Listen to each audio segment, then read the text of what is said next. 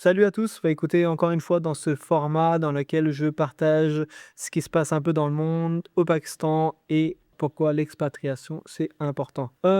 Écoutez, on a toujours le conflit États-Unis-Iran qui est en cours, c'est en train de s'intensifier. Ça fait déjà 3 semaines que ça a débuté. Au début, on a pensé que ça va pas durer très très longtemps, mais cette fois-ci, ça a l'air de se prolonger, ça a l'air de s'étendre aussi en termes de zones, et de pays qui sont, inclus dans ce conflit. On a vu les Émirats qui ont été attaqués, qui ont été, pris pour cible de manière, de manière c'était vraiment surprenant par rapport aux attaques qui se sont déroulées parce que, ça a prouvé que la défense des Émirats n'existe pas et du coup, il y a des infrastructures, des bâtiments, des bases militaires qui ont été attaquées et du coup, en fait, ça a remis en cause, le fait que les Émirats, c'est un endroit super sûr et que, rien ne peut se passer là-bas. Malheureusement, vu que c'est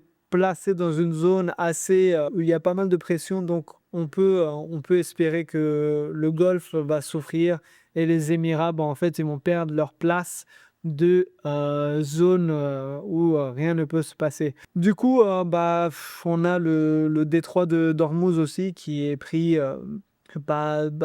qui est sous, l'appui des drones et des missiles, iraniens et du coup tous les navires sont arrêtés, ne sont pas autorisés à se déplacer, passer par ce détroit. Par contre, l'Iran a autorisé quelques pays comme le Pakistan, la Chine, la Russie à traverser le détroit, quelque chose d'assez surprenant et super, de leur part.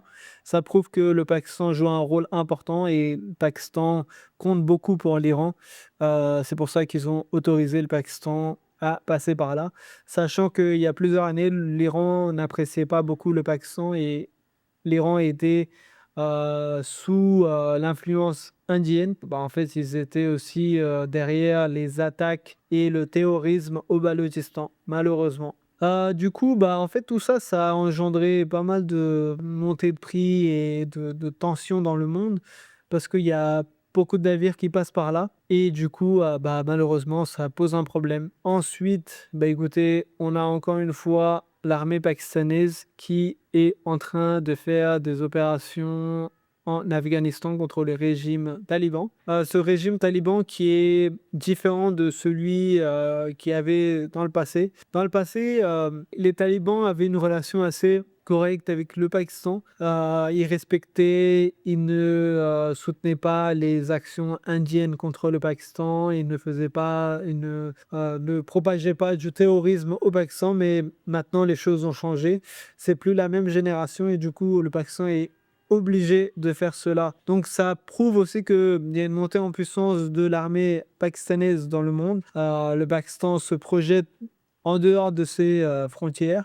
On l'a montré avec l'Inde, on l'a montré avec l'Afghanistan, on l'a aussi montré avec l'Iran une fois. Ça date de quelques temps. Et du coup, ça prouve que le Pakistan ne se laisse plus faire et le Pakistan ne veut plus être pris pour un bouc émissaire. Ce qui est intéressant, c'est que tout ça, ça se fait parce que le Pakistan veut et le Pakistan ne demande pas autorisation à quelqu'un. Ça prouve que le Pakistan est en train de devenir de plus en plus indépendant et il agit vraiment comme un pays qui détient l'arme nucléaire parce que les pays qui détiennent l'arme nucléaire ne se laissent jamais faire, comment dire, ils se laissent pas marcher sur les pieds et du coup, je pense que c'est une bonne chose. Ensuite, on a la nouvelle vague migratoire mondiale à cause de ces conflits qui ont éclaté avec les attaques aux Émirats.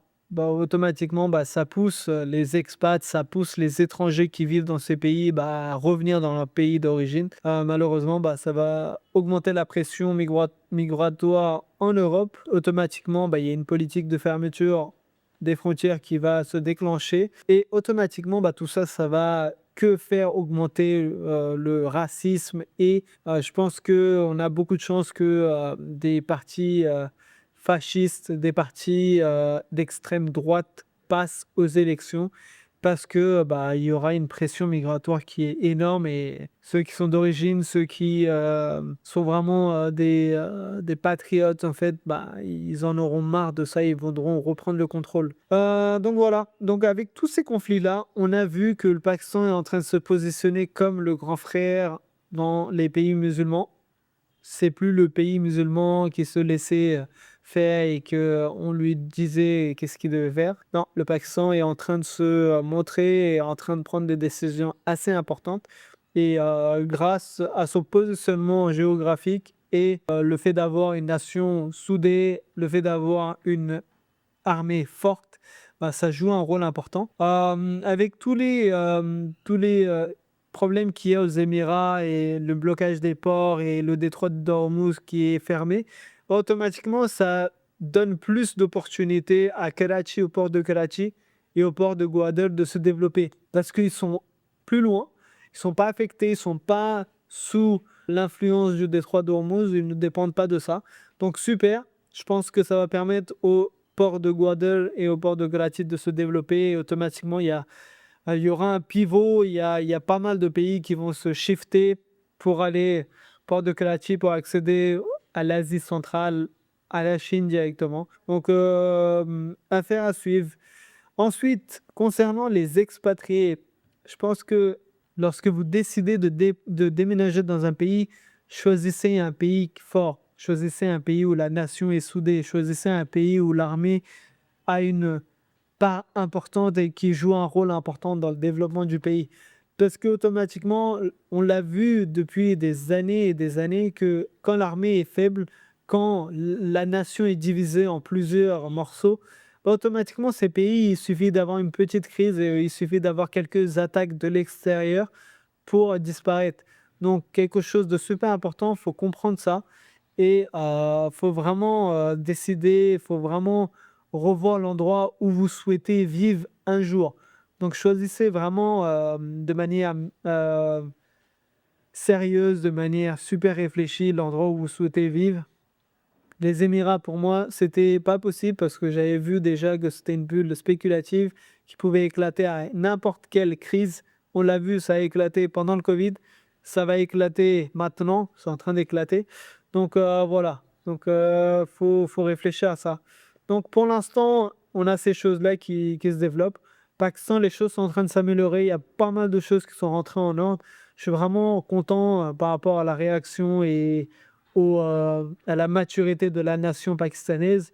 Ils sont super patients, ils sont super confiants, ils ne se révoltent pas, ils ne sont pas là à brûler les poubelles et à mettre le feu partout. Non, c'est vraiment une nation mature qui comprend ce qui est important et pourquoi faut rester calme dans ces moments-là. Ils sont en train de comprendre aussi que le monde est en train de shifter et que le Pakistan jouera un rôle important. Les Pakistanais qui avaient quitté le Pakistan il y a quelques mois, quelques années, sont en train de revenir parce qu'ils voient qu'à l'extérieur, ça va très mal. Donc voilà, les choses sont en train de rentrer en ordre. Ça va rentrer, ça va devenir de mieux en mieux. C'est maintenant qu'il faut faire sa place au Pakistan. C'est pas lorsque le Pakistan sera debout, tous les problèmes seront réglés. À bientôt.